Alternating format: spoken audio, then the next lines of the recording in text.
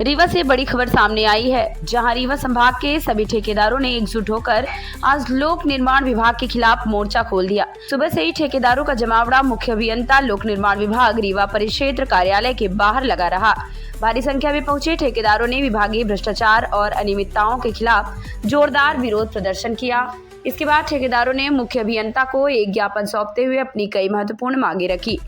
ठेकेदारों का आरोप है कि रीवा संभाग का लोक निर्माण विभाग पूरी तरह भ्रष्टाचार में डूब चुका है। किसी भी काम की शुरुआत करने से पहले या फिर काम पूरा करने के बाद विभाग के अधिकारियों को मोटी रकम देनी पड़ती है।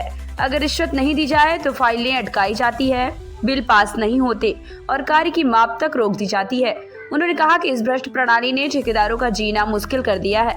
मौके पर मौजूद ठेकेदारों ने कहा कि वे लंबे समय से इस तरह की परेशानियों का सामना कर रहे हैं, लेकिन सब्र का बांध टूट गया है। बार शिकायत करने के बावजूद विभागीय अधिकारियों पर कोई कार्रवाई नहीं होती। इसलिए अब सभी ठेकेदार एक मंच पर आकर अपनी आवाज बुलंद करने को मजबूर हैं। ज्ञापन सौंपने के बाद मीडिया से चर्चा करते हुए ठेकेदारों ने कहा कि अगर उनकी मांगों पर जल्द सुनवाई नहीं की गई तो वे आंदोलन का रास्ता अपनाएंगे और लोक निर्माण विभाग का कामकाज ठप कर देंगे। ठेकेदारों ने साफ कहा कि अब वे भ्रष्टाचार और मनमानी को बर्दाश्त नहीं करेंगे। रीवा संभाग में लोक निर्माण विभाग के खिलाफ यह ठेकेदारों का अब तक का सबसे बड़ा विरोध माना जा रहा है। मौके पर पुलिस बल भी तैनात रहा ताकि स्थिति नियंत्रण में बनी रहे। ठेकेदारों ने चेतावनी दी है कि अगर विभाग ने अपनी कार्यप्रणाली में सुधार नहीं किया तो आने वाले दिनों में विरोध और भी उग्र होगा। कुछ मांगे थी आपकी क्या? बहुत सारी समस्याएं हैं संविदाकारों की, और अधिकारी यहाँ के जो हैं कार्यपालन यंत्री निरंकुश हो चुके हैं। और निरंकुश क्या कहें, उन्हें कानून का और इस अनुबंध का ही ज्ञान नहीं है। अगर अनुबंध की ही बात की जाए तो ये लोग अनुबंध से भागते हैं। शासन के आदेश को, लिखित आदेश को ये लोग कहते हैं कि हम इसको नहीं मानेंगे। उसकी अपील करने का अधिकार यहाँ पर है चीफ इंजीनियर के पास। हम लोग अपील करते हैं, जितने ठेकेदार हैं, रीवा, सीधी, सिंगरौली, शहडोल, उमरिया, पन्ना, सिंगरौली, सतना, सारे ठेकेदार अपील करके थक गए और बिना लेन देन के यहाँ पर कोई फैसला नहीं होता। इवन सुनवाई नहीं होती 6-6 महीने तक। इन्हीं मुद्दों पर नियम के अनुसार बात करने हम लोग आए थे।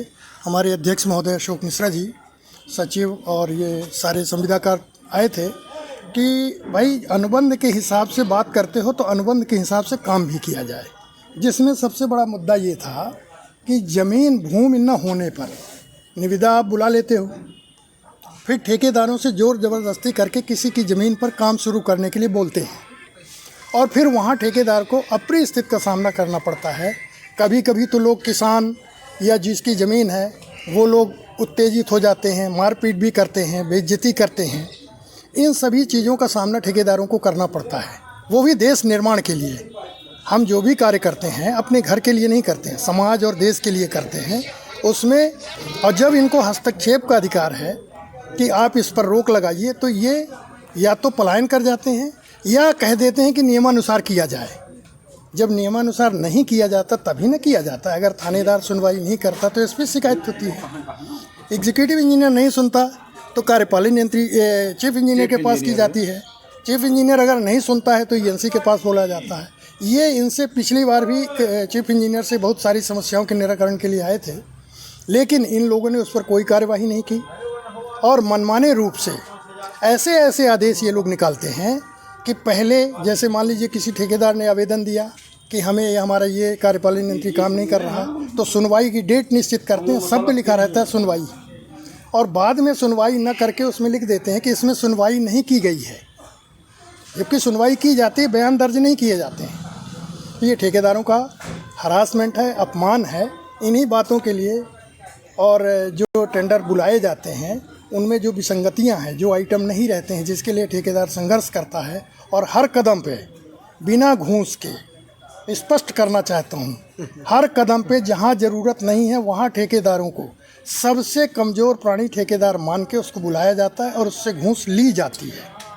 क्या लगता है शुरू से लेकर आखिरी तक जब तक आपका बिल सारी चीज़ें क्लियर हो तब तक घूस देना पड़ता है क्या? तब तक देना पड़ता है, और जहाँ देना पड़ता है, जहाँ देना चाहिए वहाँ छोड़ के जहाँ नहीं देना है ठेकेदार मजबूर इसलिए है, जानता है ये जानता है कि ये कानूनन अपराध है, लेकिन वो अपने घर का सारा पैसा सड़क में लगा के, उस निर्माण कार्य में लगाकर, इवन बाजार से रिश्तेदारों से ब्याज में लेकर पूंजी फंसा देता है और जब ब्याज बढ़ने लगता है तब वो कहता है कि हमारा भुगतान किया जाए, और जब नहीं होता है तो घूस देने को मजबूर होता है। मतलब क्या लगता है आपको, लोक निर्माण विभाग पूरी तरह भ्रष्ट हो चुका है? पूरी तरह से भ्रष्ट है लोक निर्माण विभाग। किसी भी ठेकेदार का टाइम से अनुबंध के हिसाब से भुगतान नहीं होता है, और जब भुगतान नहीं होता है इसी भुगतान करने के आधार बनाकर ये लोग ब्लैकमेल करते हैं और घूस। मैं देवेंद्र तिवारी, संविदाकार संघ का संरक्षक। क्या कुछ बातें हुई और मांग क्या किया? ये संविदाकार संघ की तरफ से हम लोग सभी एकत्रित हुए थे। ये विभाग बहुत भ्रष्टतम हो चुके हैं। ठेकेदार जब परेशान हो जाता है तभी आता है, कोई मीटिंग बुलाता है, जैसे किसी आज चीफ इंजीनियर के यहाँ आना हुआ। कार्यपालन यंत्री महोदय द्वारा जब कार्य नहीं किया जाता है, न्यूक्लियर टेंडर लगा दिया जाएगा, ज़मीन उपलब्ध नहीं रहेगी, फिर भी ठेकेदार के ऊपर के दबाव बनाया जाएगा कि आप कार्य करिए। ना तो सही टाइम पे भुगतान होता है, ना इनके द्वारा सही रूप से ठेकेदार का माप दर्ज किया जाता है।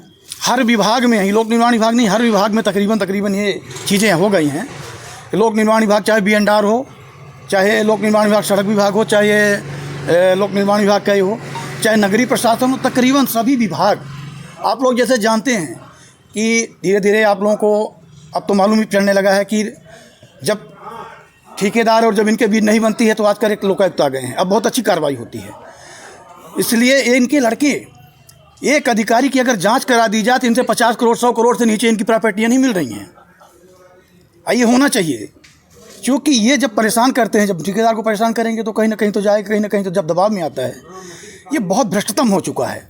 ये जब सही रूप से कार्य नहीं करते हैं, ये बहुत दुर्भाग्यपूर्ण है।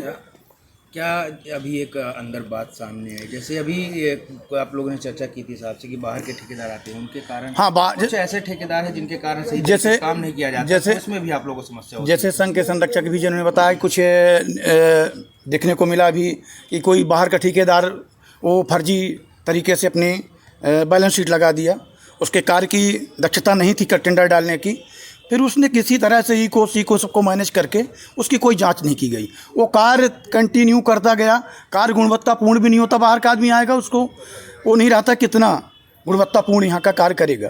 हालांकि ठेकेदार का मैं विरोध नहीं कर रहा हूँ, ठेकेदार का मैं कार्यकारी संघ का अध्यक्ष हूँ, मैं किसी का विरोध नहीं करना चाहता हूँ, लेकिन बारीकी तरीके से जांच होनी चाहिए। अधिकारी की मिली भगत करके उचित जांच हो, अधिकारी की मिली भगत से। भाई 100 करोड़ का जो टेंडर उसको 50 करोड़ काम कर रहा है तो उसका स्वाभाविक है कि इनसे ज़्यादा घुला मिला होगा, कुछ ज़्यादा इनको मिलेगा। जो 4 करोड़ का 2 करोड़ काम करेगा उसको जायज़ है कि थोड़ा कम मिलेगा, है ना। तो कभी कभी ये बड़ी समस्याएं ठेकेदार और उनके बीच में जो आ जाती है, ये मनमानी रूप से, नाजायज़ रूप से दबाव बना के किसी न किसी तरह से परेशान करने की कोशिश करते हैं। मेरा नाम अजय मिश्रा है। मैं डॉक्टर अमिता सिंह, शिवा आरोग्यम हॉस्पिटल में मैं एज ए गायनिकोलॉजिस्ट काम करती हूँ। मेरे हॉस्पिटल में गायनी से रिलेटेड हर तरह की सुविधाएं हैं। सिजेरियन होता है, हिस्टेक्टमी होती है और ओपीडी केसेस भी बहुत अच्छे से देखे जाते हैं। और भी केयर है ओपीडी की, माइनर ऑपरेशंस भी होते हैं और टाइम टू टाइम जब भी इमरजेंसी होती है हम 24 आवर अपने हॉस्पिटल में अवेलेबल रहते हैं। एनी टाइम कोई भी पेशेंट अगर फोन पे भी अवेलेबल होता है या व्हाट्सएप पे अवेलेबल होता है तो भी हम उसको पूरी केयर देते हैं। पूरी कोशिश करते हैं कि हमारी तरफ से मरीज को किसी भी प्रकार की समस्या ना हो।